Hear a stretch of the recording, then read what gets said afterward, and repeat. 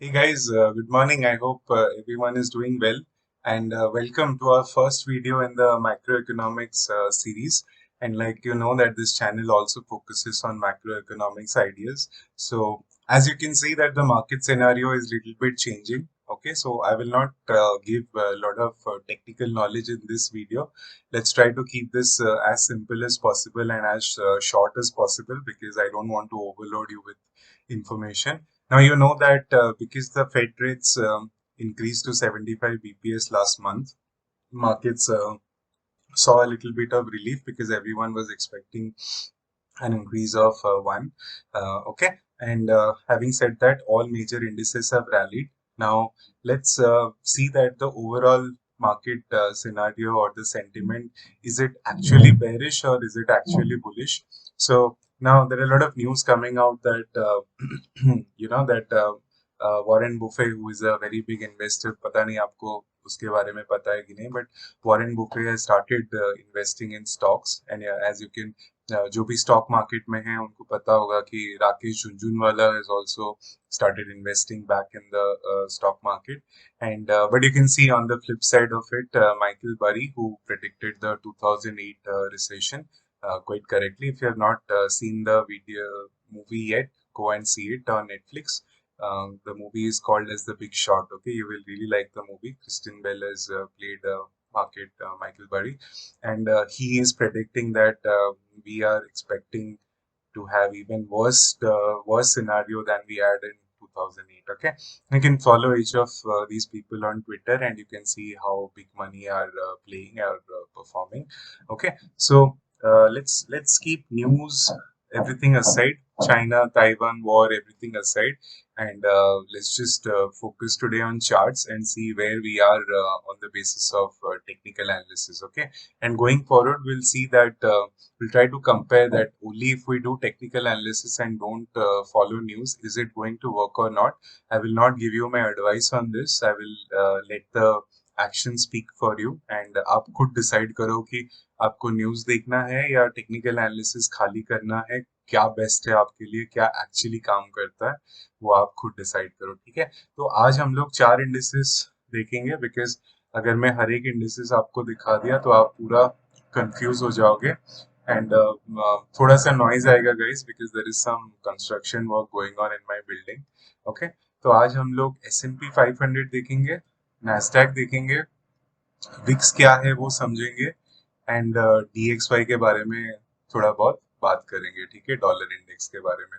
तो हम लोग S&P से शुरू करते हैं because you can see this is one of the major index. S&P 500 US का इंडेक्स है। तो इसका जो है मैंने ड्राइंग ऑलरेडी आपके लिए करके रख दिया है, and let's start with the major analysis, major support and yeah. So you can see that this is the weekly time frame. Let's hop into the daily time frame, and there you can see quite clearly.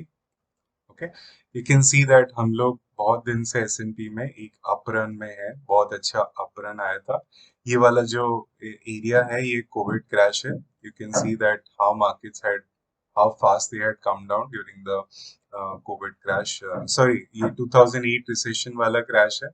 You can see 57% almost markets were down during the 2008 recession, and this is the COVID crash which happened in 2020. Okay, यहाँ पे market नीचे आया था almost about 35%. Okay, so this was 35%, this was 57%. Okay, from top to bottom 57%। यहाँ पे जिन्होंने भी invest किया था या तो 2008 में या तो 2020 में, they have made some very good profits because as you can see that from here to here this run was almost a 401% run in over 3990 days. So that's almost 4000 days, or roughly about 10 years, from 2009 to 2020, yeah, 11 years. So markets have done 400%. If you are in stock market, you manage to 4x your money in 11 years. That's a long time. Okay, and if you see, if had you invested in the COVID crash, then you would have already made almost 100% return in 2 years. Okay, provided you took profits and invested in time properly. Yeah, so these are the few things that I see markets doing. Okay, like you can see that we are still in the bigger parallel channel which I have drawn over here, and the point of control for this parallel channel is coming at 390.53. Okay, and yeah, 390.53, and the minimum, the last down wave point of control is somewhere at 438.37.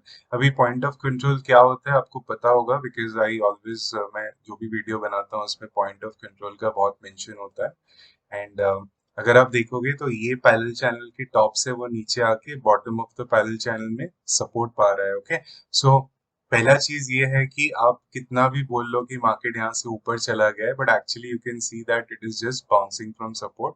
जैसे मैं हमेशा बोलता हूँ, market एक direction में नीचे नहीं आता है, it is always coming in waves. तो अगर आप देखोगे तो यहाँ पे भी एक आपको 1 2 3 4 5 बनता हुआ दिखेगा quite clearly. Let me just highlight this for you, and या देख सकते हो कितना कैसे 1 2 3 4 5 बना एंड मार्केट्स करेक्ट हुआ। However, 4 1 के नीचे चला गया, so this will not be a valid analysis. But I don't think correction has finished yet, and we are still in the third wave. Okay, what I want to, what I think is probably markets will do something like this. Yeah, and then probably the this thing will finish. Okay, the correction is going to finish. Now we don't know what will happen from technical analysis perspective. Our job is to make assumptions.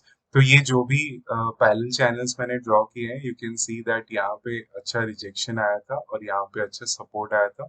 Middle में भी आप देखोगे तो यहाँ पे अच्छा rejection आया था और यहाँ पे अच्छा सपोर्ट मिल रहा है। ठीक है, तो आप देखोगे ये जो छोटा सा पैरेलल चैनल है जो हमने ड्रॉ किया है 4 आवर्स टाइम फ्रेम में, जाके इसको देखते हैं।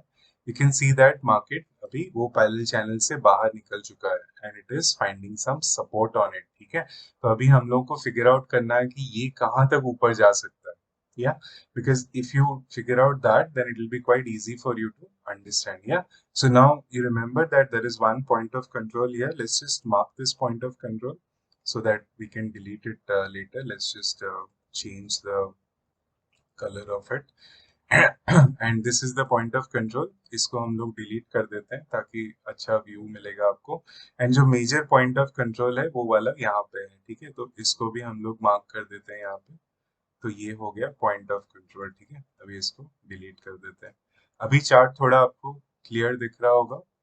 ठीक है, तो अभी क्या करते हैं, इसमें एलियट वेव डालते हैं जो मैंने आपके लिए ऑलरेडी कर दिया है। या तो इसको बंद कर देते हैं, खाली हो गया चार्ट। अभी आपको दो पॉइंट ऑफ कंट्रोल दिख रहे हैं। अभी इसमें आप एलियट वेव एनालिसिस डाल दो। ठीक है, तो ये जो एलियट वेव बना है क्वाइट सिंपल एलियट वेव है। इसमें मैंने ज्यादा कुछ टेक्निकल्स नहीं रखा है या हार्मोनिक्स ऐड नहीं किया है। This is very plain and simple concept of ABC. You can सी, मैं इसको थोड़ा ब्रीफ कर देता हूँ आपको। यू कैन सी ये एबीसी इधर बना, ये एबीसी इधर बना एंड ये एबीसी इधर बना। ये तीन वेव को जोड़ के एक वेव आया, ये तीन वेव को जोड़ के एक वेव आया, ये तीन वेव को जोड़ के एक वेव आया। Okay, so then I added 1 2 and 3 waves together and then I got my big A. ठीक है, इसको मैंने थोड़ा फ्रंट रन कर दिया because I can see it quite clearly, but for you guys I drew it like this. अभी मुझे लग रहा है कि हम लोग बी में हैं। Okay, like you can see that this is what I expect will happen. फिर यहाँ पे market probably जाएगा and then it will come down either to this either it will come down to this point of control because this will be the demand zone, or it will put in a lower low। ठीक है, अगर हम इसमें थोड़ा सा short term time frame analysis add कर देते हैं, then you can quite clearly see that this is the way it is going to act। ये Elliott wave को हम लोग बंद कर देते हैं एंड आप देख सकते हो कि ये वाला जो 1 2 3 4 5 है, इसमें हम लोग हैं। अगर आप ये सब 5 के टारगेट्स, 3 के targets, they are all technical targets, सब फिबोनाची से बनाए गए हैं। अगर आप इसमें एलियट वेव ऐड करके देखते हो तो आप देखो कि ये 5 और ये वाला बी मैच कर रहा है and then this is completing our bigger B wave. ठीक है, तो ये फिफ्थ वेव का टारगेट और बड़ा वाला एलियट वेव के बी वेव का target are almost matching same. Okay, so I think that the markets will probably go up till here, क्योंकि यहाँ पे बहुत बड़ा वीक है। पता नहीं आपको ये वीक दिख रहा है कि नहीं, ये वाला वीक है। तो यहाँ पे बहुत सारा लिक्विडिटी एरिया है, यहाँ पे मैक्सिमम ट्रेडर्स ट्रैप हो सकता है, और it can just extend little bit more and then probably it will come down. जितना मुझे लगता है कि this will be the demand zone, और ये फिबोनाची टारगेट से बनाया गया है। इट कैन इधर कम हियर और इट कैन कम हियर, या फिर अगर पूरा ओवरऑल सिनेरियो बुलिश रहा तो ये यहाँ से भी जा सकता है, ठीक है, but will not change our targets, will see how it is behaving.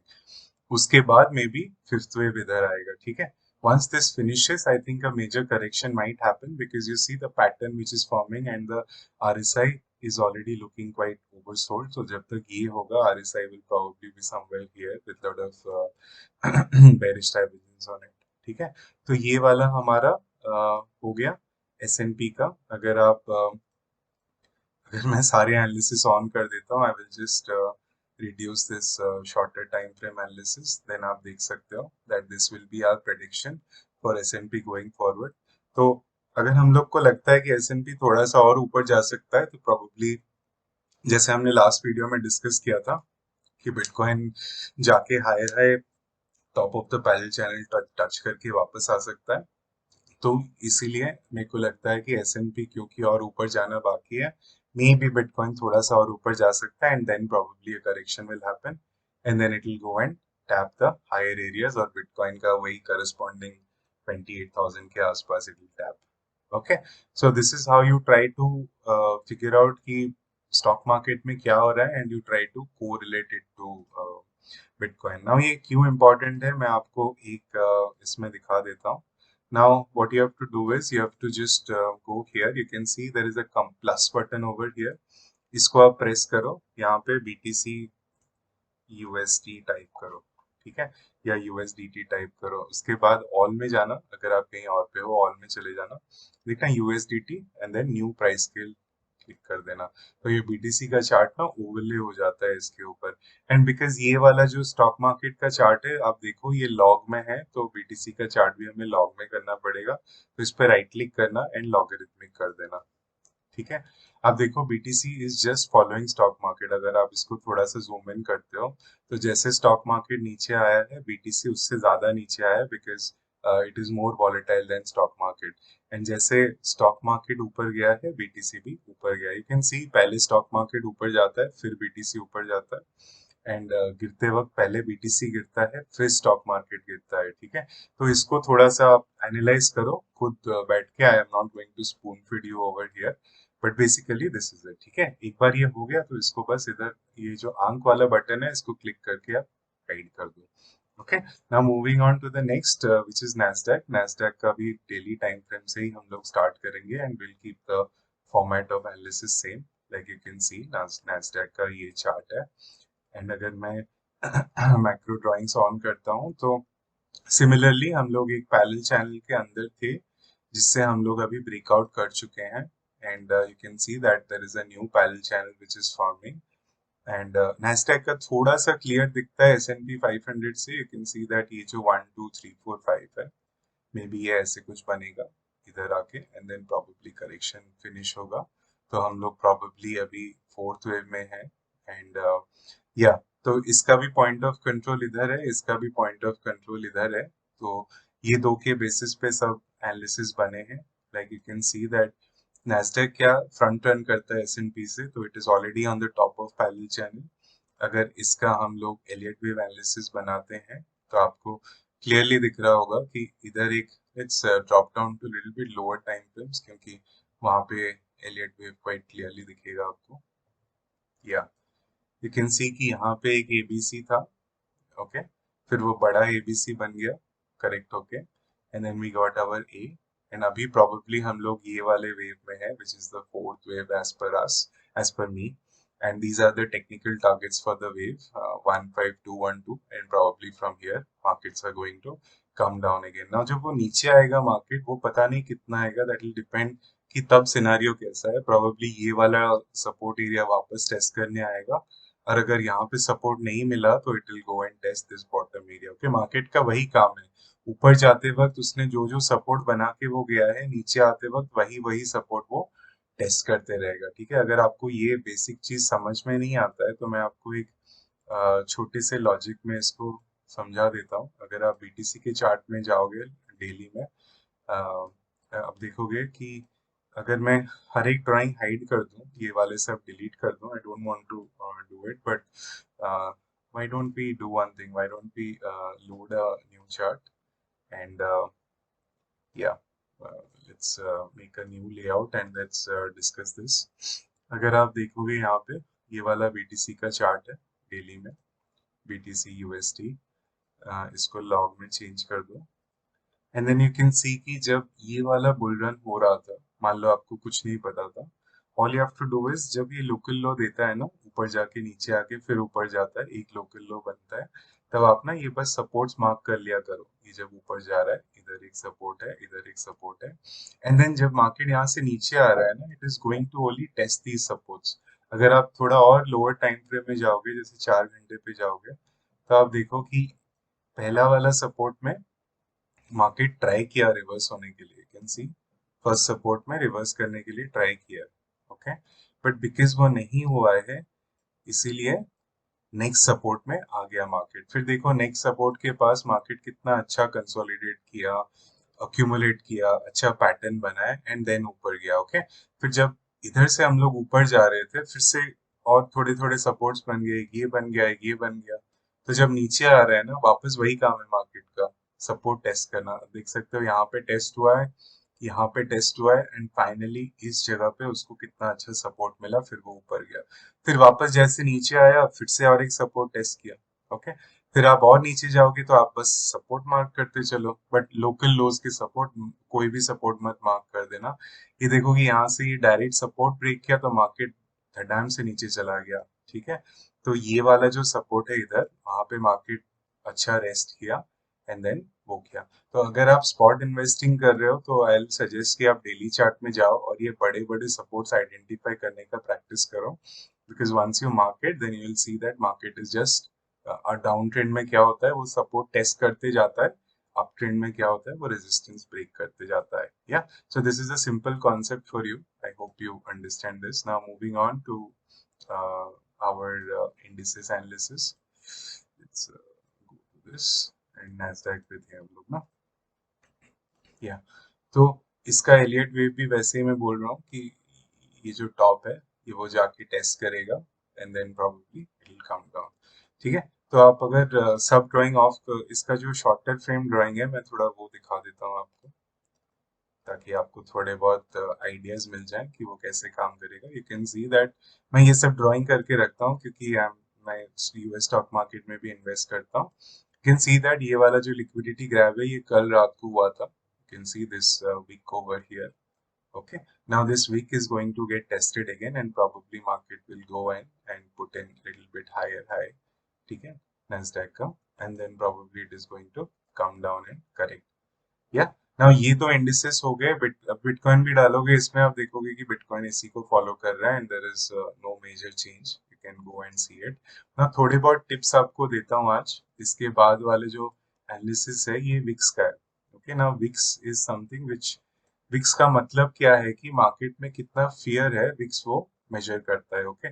Fear मतलब ट्रेडर्स का सेंटीमेंट क्या है, अगर मार्केट में बहुत ज्यादा फियर है तो पैसा रिस्की एसेट से निकल जाएगा। अभी आप कमेंट सेक्शन में डाल के देखो कि रिस्क ऑन एसेट्स का मतलब क्या होता है एंड रिस्क ऑफ एसेट्स का मतलब क्या होता है, ठीक है। एक बना देना risk on and then colon mark and write the assets that you think is risk on and then risk off assets का एक लिस्ट बना के भेजो आप कमेंट सेक्शन में, ताकि मुझे थोड़ा आइडिया हो कि आप लोगों को मैक्रो इकोनॉमिक्स का कितना नॉलेज है, ठीक है। और क्या होता है जब markets are trying to risk on, मतलब ट्रेडर्स ज्यादा रिस्क लेने की कोशिश करते हैं, तो क्या होना चाहिए, एंड जब मार्केट रिस्क ऑफ होता है, मतलब ट्रेडर्स डर रहे हैं, मार्केट से निकलना चाहते हैं, तो क्या होना चाहिए, ठीक है। तो आप स्टॉक्स हो, बिटकॉइन हो, जो भी हो, उन सब का एक अपना पर्सपेक्टिव डालो कि क्या आपको लगता है हो सकता है, ठीक है। तो विक्स का मतलब क्या है कि जितना ज्यादा ऊपर विक्स है, उतना ज्यादा फियर है मार्केट में। तो लोग क्या कर रहे हैं, रिस्क ऑन एसेट से, मतलब इक्विटी से पैसा निकाल रहे हैं और बॉन्ड्स और ट्रेजरीज में पैसा डाल रहे हैं, which are risk off assets, ठीक है। फिर वहां से जब करेक्ट होता है, तब क्या होता है, रिस्क ऑन बढ़ता है। तो आप देखोगे इसमें बीटीसी का प्राइस ले करके, आप देखो कि जब ये ऊपर गया था, बीटीसी नीचे आया था, ठीक है। सेंस बनता है बिकॉज फियर बढ़ रहा है तो रिस्क ऑन एसेट से मार्केट से पैसा निकलता है। और जब विक्स नीचे आता गया बीटीसी कंटिन्यूअसली ऊपर जाता गया। You can C on shorter time frames also ये वही होता है, जब विक्स ऊपर जाता है बिटकॉइन नीचे आता है, जब विक्स नीचे जाता है बिटकॉइन ऊपर जाता है। ठीक है, तो ये बेसिक है कैसे विक्स एनालाइज करना है। तो आप देखो कि यहाँ पे विक्स सपोर्ट जोन के पास एक अप्रोच कर रहा है। ठीक है, तो इसीलिए अभी जो सेल ऑफ हो रहा है दैट इज बिकॉज विक्स जो नीचे आ रहा है बिटकॉइन रैली कर रहा है। तो मुझे लगता है कि यहाँ पे पहुंचेगा तो थोड़ा बाउंस होगा तो बिटकॉइन करेक्ट होना शुरू होगा। ठीक है, इसीलिए मैं अभी भी अपने लॉन्ग पोजीशंस होल्ड कर रहा हूँ and I am not in any hurry because ये बहुत टाइम है। This is a weekly time frame, एक दिन में भी आ सकता है because VIX is quite volatile. अगर आप देखोगे यहाँ से यहाँ तक इज ओनली 20% या 19% ले लेके। ठीक है, तो विक्स का ये मतलब हो गया। इसके बाद हम लोग जाते हैं डॉलर का, क्योंकि जो भी एसेट डॉलर के साथ पेक्ड है वो सारे एसेट्स डॉलर मूव करने से अफेक्ट होंगे। इसका मतलब क्या है कि जैसे हम लोग बीटीसी यूएसडी लेते हैं ना, बीटीसी एंड देन यूएसडी, यहाँ पर आप देखोगे तो BTC is packed against the dollar. तो डॉलर नीचे है बीटीसी ऊपर है, तो नीचे वाले का वैल्यू अगर बढ़ गया तो